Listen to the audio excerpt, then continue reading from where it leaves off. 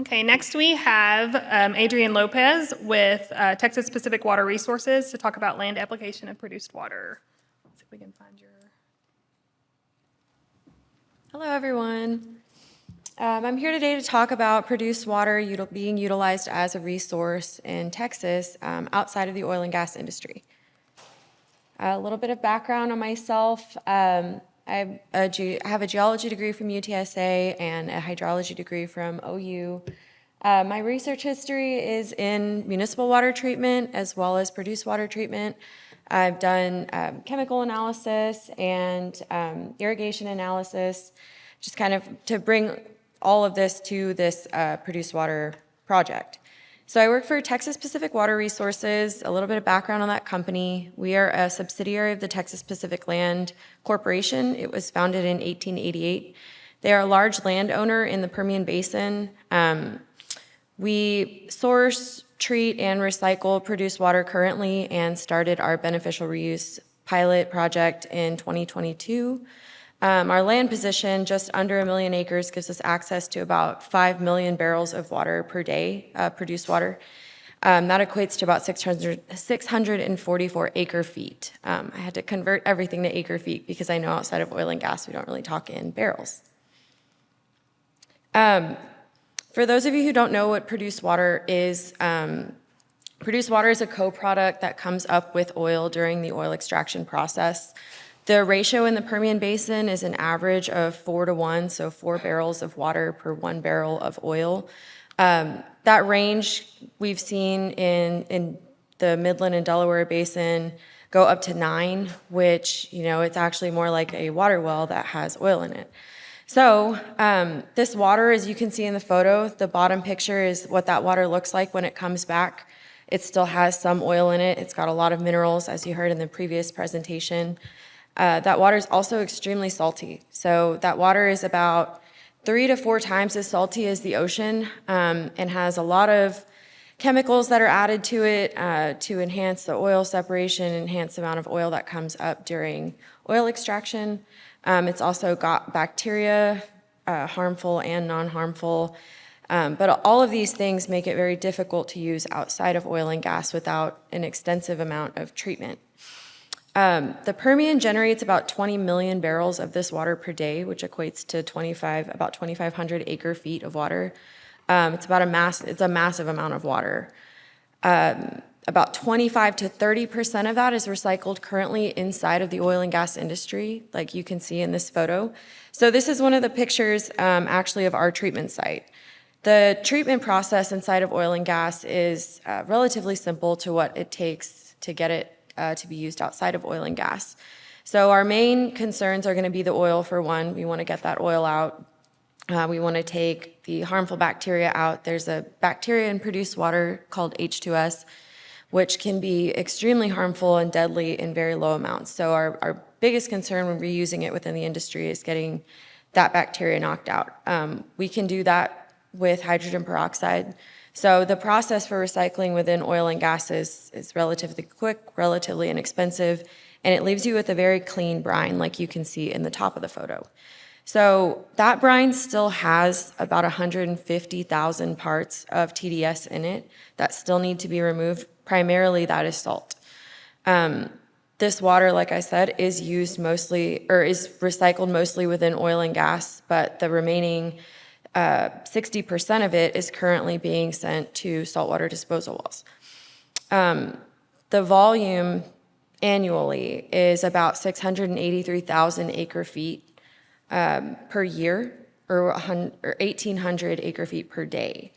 To put that volume into perspective, it's about 3 times the amount of water that the city of Austin uses every day. So it's a very large amount of water that we are currently sending to saltwater disposal wells. We get the question a lot, especially when we started looking into using this water outside of oil and gas, because there's a lot of concern about the safety of it, and fully understanding everything that makes this water up is why can't oil and gas just leave it in oil and gas and we reuse it that way?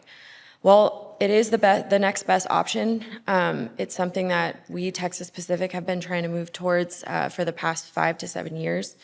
And a lot of operators have switched to 100% produced water in their fracking operations.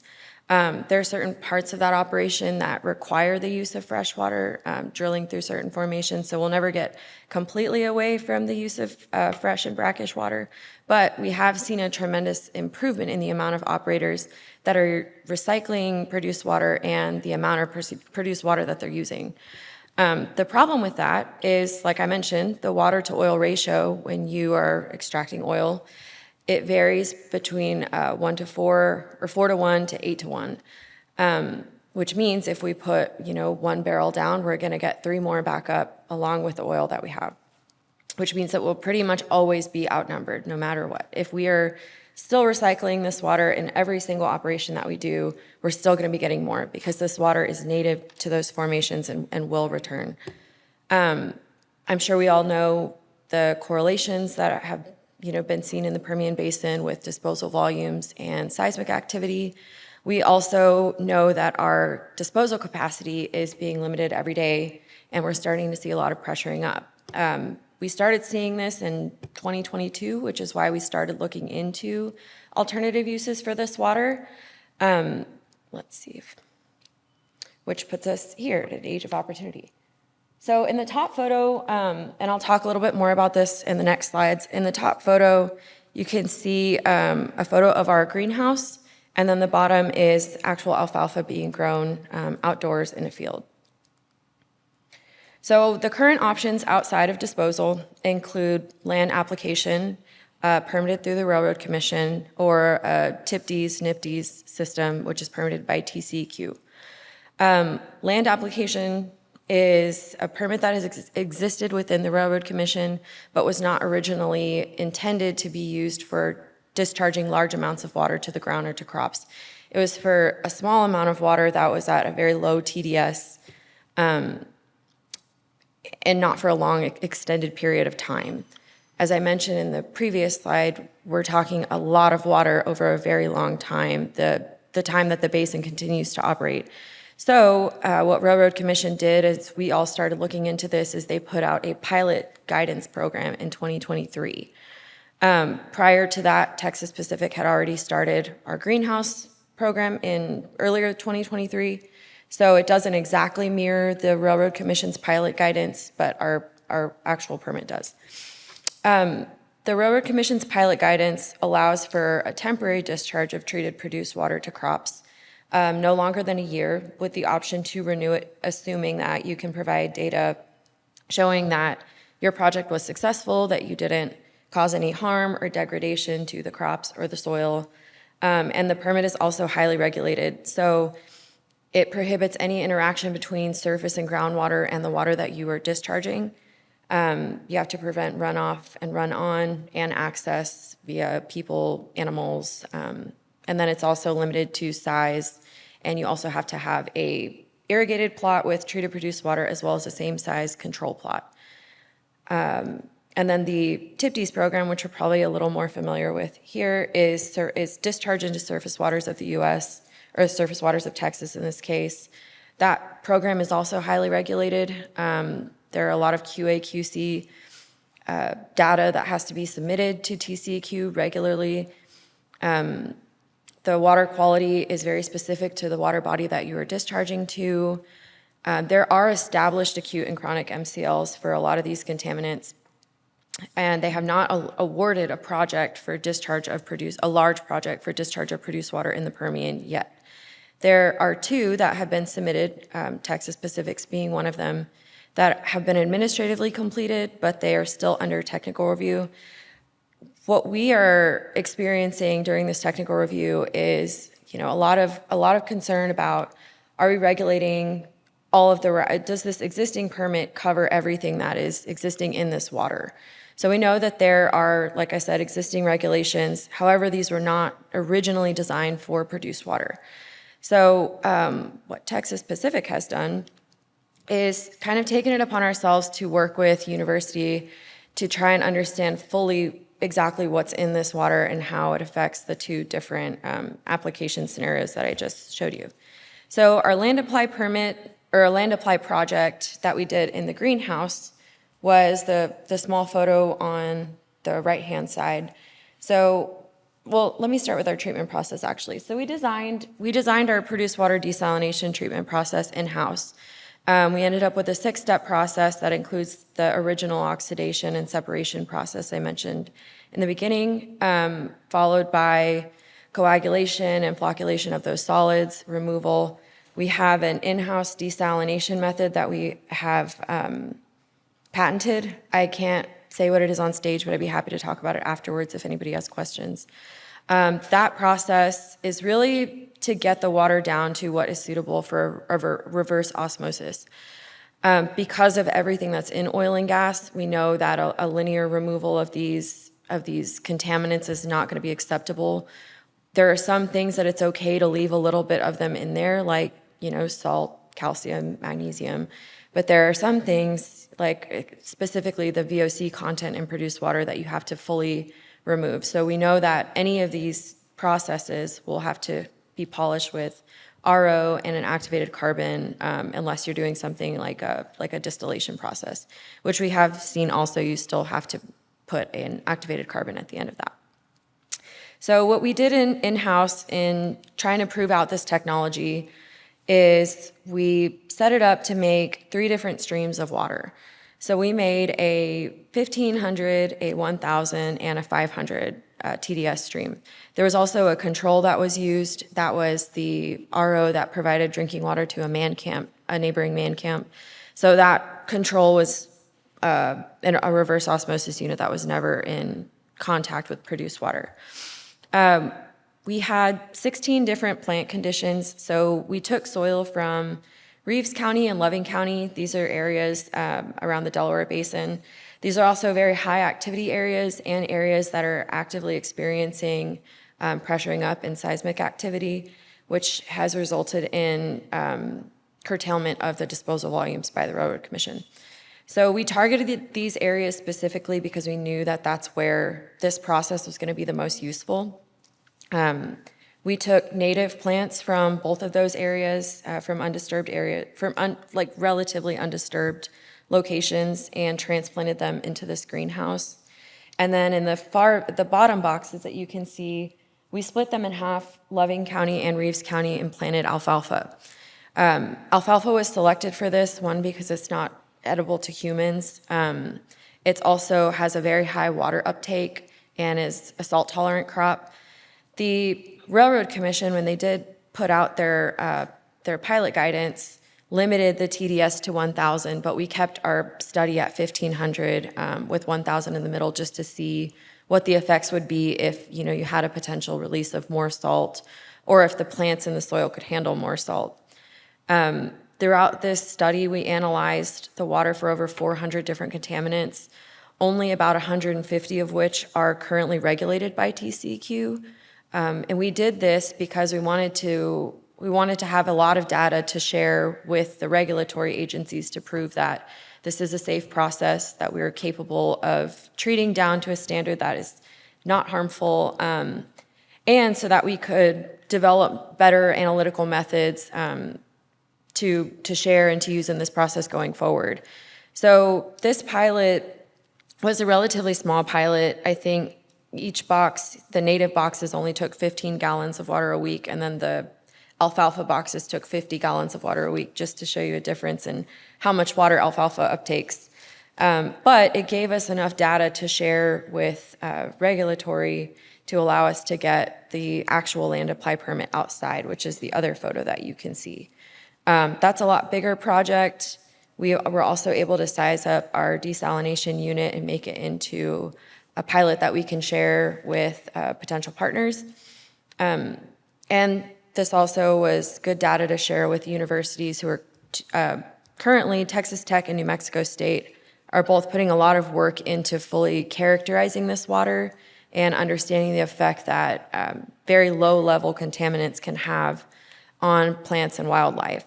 So each greenhouse box was about 3 feet deep. This allowed us to look at the soil changes 3 feet down in each box, which is a little less than what we anticipate we're actually going to affect in the next trial that is actually outside. We plan to go down to 10 feet.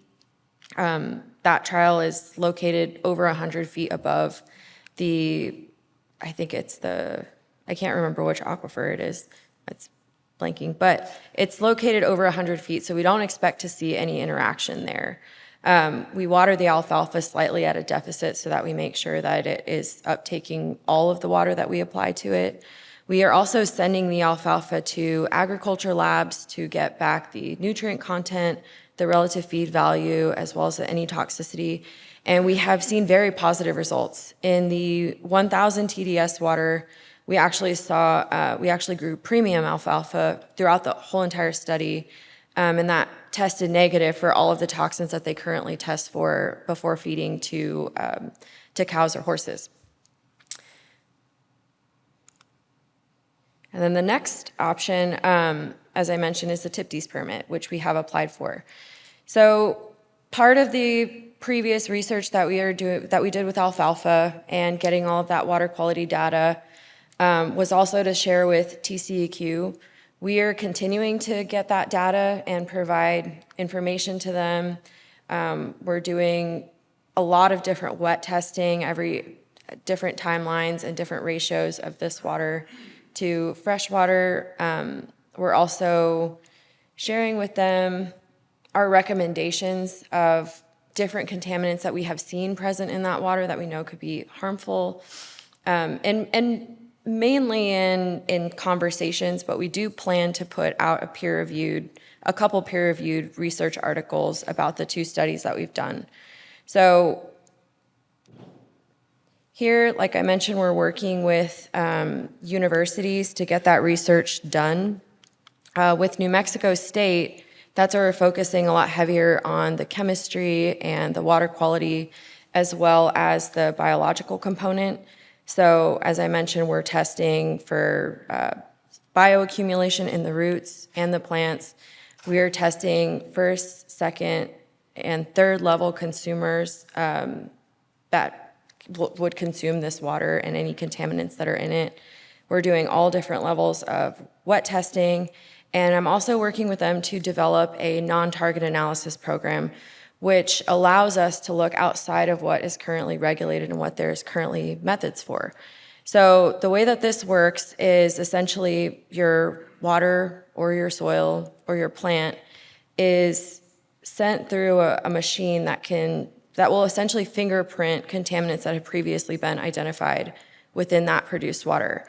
What we're providing them is water from all different areas of the basin. So we have 3 different samples from Midland Basin, 3 different samples from Loving County, and then 1 sample from Reeves County, which will allow them to kind of get a variety of what could be in this water. So what we know in having treated this water now for 7 years is that the water is highly variable. And what we've heard is there's a lot of concern about, we don't have the methods to analyze produced water because it has so much salinity. And that's true. Which is why we started working with the university. But what we found is that we may not have the capability to analyze it in the raw stream, but that's not necessarily what's important because we do have the capability to analyze for a lot of these things in the treated stream. The treated stream coming out of our RO in that photo is about 250 parts per million TDS. 150 of that is salt, and the rest of it is minerals with very, very low traces of TPH and VOCs, a lot of which are below the detectable limits. But we are looking to make sure that this is not, that even though it's below the detectable limit, it's not going to show up accumulating inside of a crop or inside of a fish. We are also working with Texas Tech University. Texas Tech is working on the technology side of our project. So currently we have in construction a 10,000 barrel a day discharge plant. And as I mentioned, we have applied for a discharge permit through TCEQ. We don't know that is going to be awarded just yet because of the discussion and the research that is still being done around produced water. Other options that we've considered are discharge to crops or discharge to native grasslands and restoration of those lands. And we've also looked into using this water in industrial uses such as cooling, hydrogen generation, the brine. We are also looking into critical minerals. But there's a lot of opportunities, and a 10,000 barrel a day site is very small in comparison to what I think the Permian Basin will actually need. But because we're still actively performing research and sharing this data with academia, the two produced water consortium, or actually there's three now, there's a Texas, New Mexico, and Colorado. We've shared data with all of them. I think later this year, the Texas Produced Water Consortium is actually going to put out a recommended list of analytes as well as the findings from my project, and I think there's 5 other projects that are active in the Permian Basin right now.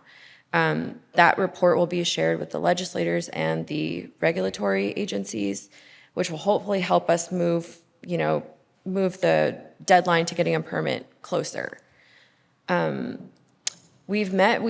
Texas Pacific has tried to be very open about our project.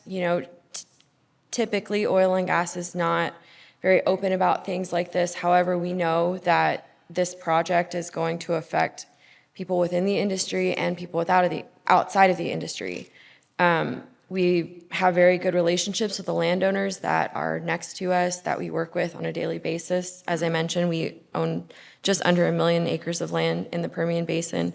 So, we're genuinely seeking input and collaboration from a lot of different people outside of oil and gas. We have, as I mentioned, partnered with universities. We've hosted environmental groups. And we've hosted anybody that will come out there and talk about this project with us. And with that being said, I want to leave some time for questions and share my contact information with you. I won't be able to stay at the conference after this, but I just wanted to give everyone that. If you would like to reach out to me, if you find yourself in Midland and would like to learn more about this, please contact me. Hi, I have a question. Sure.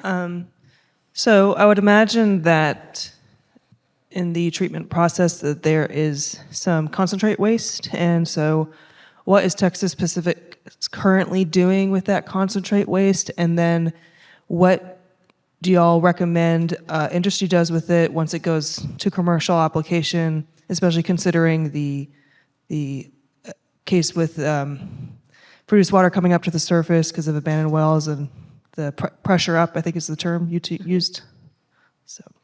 So your first question was, what are we doing with the concentrate waste? That waste is still currently going to disposal. So injection? I'm sorry? Injection? Yes, injection, saltwater injection wells. Our quickest goal, our immediate goal is to decrease that volume. Eventually, we would like to get to a point where there is no brine left, and there are certain technologies, mine included, that can produce, that are ZLD, is zero liquid discharge. The problem with that is that produced water has a lot of contaminants in it that you don't want to precipitate to a solid form. So currently, the safest thing for us to do with that brine is to dispose it. Okay, thanks. You said that the water tested negative for all the toxins that they currently test for. My concern is that a lot of times the chemicals are evolving so rapidly that the regulations can't keep up. And particularly with PFAS and other forever chemicals, are these being tested for, and what's the sort of process to keep up with that evolution?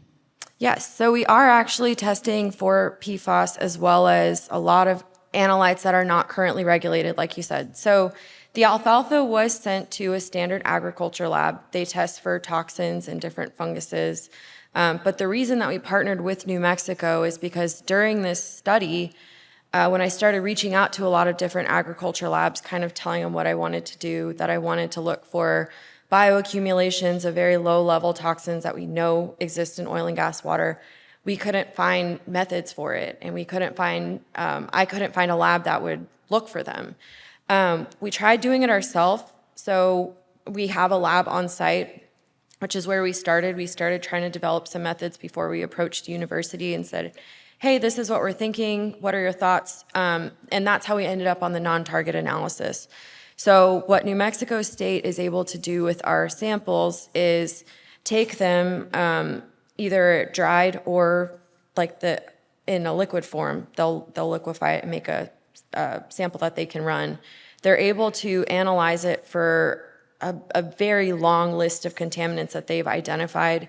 That contaminant list is public also. It is on the New Mexico Produced Water Consortium's website, and so is Texas. So is the Texas Produced Water Consortium. So Dr. Peju, who we're working with, who we do intend to put, like I said, peer-reviewed research out with, has quantified, I believe, over 99% of what is in the water. And they are currently doing a lot of different wet testing with different concentrations of this water to see if there's anything that, is in the fish that we're not currently testing for. And then that's hopefully what we'll share with regulators. And also to clarify too, the alfalfa that is grown in this trial is not allowed currently to be fed to any animals. It's treated as you would any oil and gas waste. We also did not use any herbicide or pesticide or fertilizers so that we could get the most raw data possible. And what we saw in the 1000 TDS was that it actually, by leaving some of the minerals in that water, it acted as its own fertilizer, which is why we were able to grow such healthy crops at 1000. For surface water discharge, that's not going to be possible because of the traces of contaminants that are left when you blend concentrate back with permeate. So what we'll likely have to do before we go into the tributary of the Pecos River is remineralize that water to a quality that's acceptable to the wildlife. Thank you, Adrienne.